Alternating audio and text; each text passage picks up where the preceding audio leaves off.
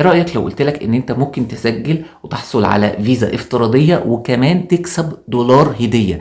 ركز معايا في الفيديو ده عشان تفهم ازاي هتعمل الموضوع ده. اتكلمت كتير جدا على فيزا او بطاقة ريدوت باي وقد ايه التطبيق والفيزا دي فادتني كتير جدا في الشغل على الانترنت، واشتريت بيها من مواقع كتير.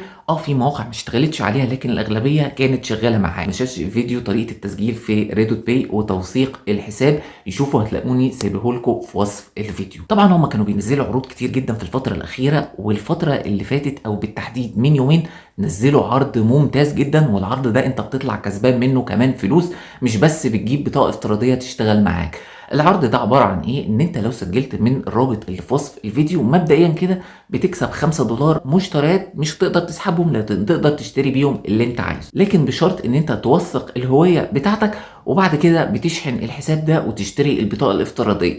العرض هنا كان على سعر البطاقه الافتراضيه. انتوا عارفين ان البطاقه الافتراضيه بتاعتهم ثمنها 10 دولار، وكانوا عاملين عروض في الفتره الاخيره ان ينزل سعرها ل 5 دولار. عملوا عرض كمان جديد للعرب انه في اي وقت من اليوم في 30 يوم بتوع رمضان تقدر تشتري البطاقه الافتراضيه بدل 10 دولار ب 4 دولار بس.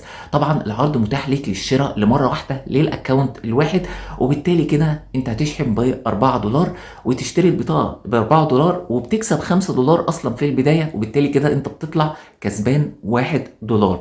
ومش بس كده، هم عاملين كمان العرض على البطاقه الحقيقيه بدل 100 دولار تنزل ل 70 دولار، وبالتالي خصم 30% تقدر تسحب بيها من اي ATM بقى في العالم، توصلك لحد مطار القاهرة وبتدخل بيها. بكلمكم عليها بعد كده ان شاء الله في الفيديوهات الجاية.